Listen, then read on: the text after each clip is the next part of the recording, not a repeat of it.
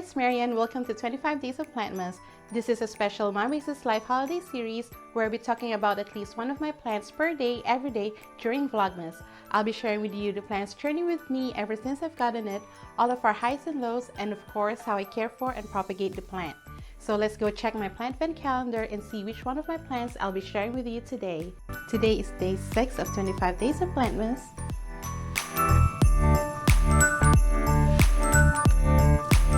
And our plantmas of the day is my Scindapsus Pictus.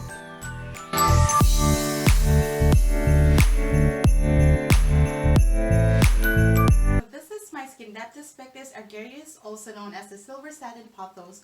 Although I'm never really quite sure what is exact common name, because this has been labeled as a silver philodendron, just a satin pothos, or just a silver pothos, but I call it a silver satin pothos. And I really love this plant because it has a very unique variegation. And you know, when plants have like a white variegation on them or a yellow, lime, neon variegation, it's pretty, I appreciate it, but it's like, yeah, that makes sense. But this one, it has like silver specks as its variegation. It's like mind-blowing. It's like Mother Nature. Who is she? How does she do it?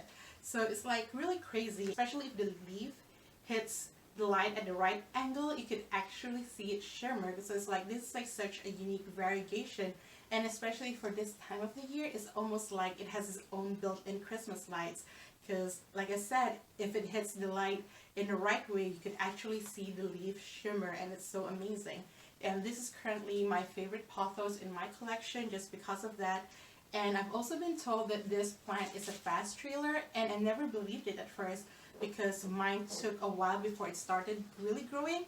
But once it trailed really fast, and I think this is now my longest trailing pothos currently. It's just doing really well, and it's still growing new leaves, even though the leaves that are growing is a lot smaller, but it still grows. It's really an amazing plant. So when I first found out about this plant, I actually first saw it at Little Leaf in DC, which is a plant boutique in Washington DC. I did a tour of it. If you haven't seen it, I'll link it up in the cards and also down in the description. And I saw this one in a 2-inch pot for $7, and that might be a little bit pricey for a 2-inch pothos, but I thought it was worth it because the plant looked really healthy and it was already trailing in that 2-inch pot.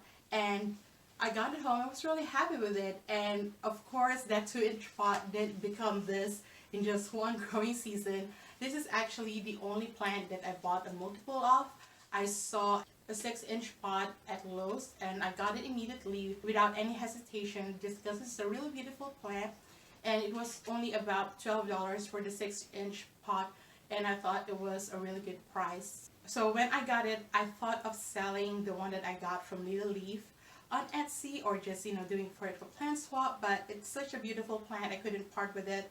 So what I did is I just combined that into this pot, and right now this is hanging on my green wall, and it's really beautiful. It's been trailing, it's been doing really well. As far as watering it during the growing season, I was watering it every 7 to 10 days, and now we're into the winter season. I'm watering it every 15 to 20 days. Aside from using my planter app to remind me when I should water this plant, I also check the soil to make sure that the soil is completely dry, and I also wait for the leaves to curl a little bit before I water it.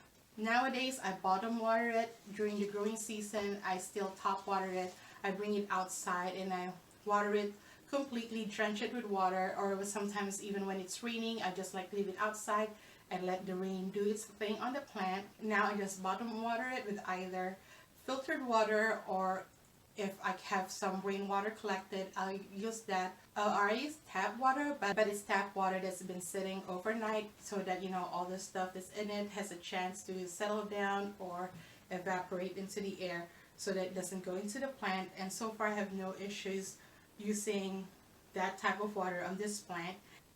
And as far as my issues with this plant, I never really had big issues with it. I will have some yellowing leaf or like browning leaf, but I don't really mind, because among all plants, the yellowing leaf is actually just as pretty as the healthy leaf. If you've seen a completely yellow leaf, of a silver satin pothos. They're really gorgeous, and I kind of hope they stay that way for a little while before they either die off, because they're really pretty. And the only other issue I have with this is something like this. This one, as you can see, the rest of the plant is very healthy, but this one is like very curled and looks like it is dry.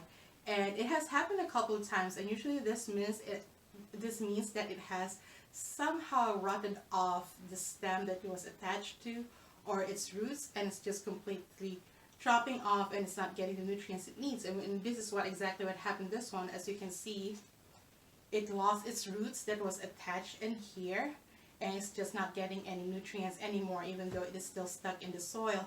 And it has, like I said, it's happened a couple of times already, and I'm just going to put this into the water with the rest of my propagations. And I actually have another one here that dropped off, I think, a couple of weeks ago. And this one is surprisingly doing well. It's doing quite well, and it has a couple of roots already starting to grow. But my experience with the previous ones, maybe because it was a little bit too late when I found out about it, or the vines was a little bit longer. Even after I took it out of the plant and put it in water, they never really survived. They never grew roots, and the leaves never bounced back, and they just died off. So I'm hopeful that this too would fare a little bit better than those.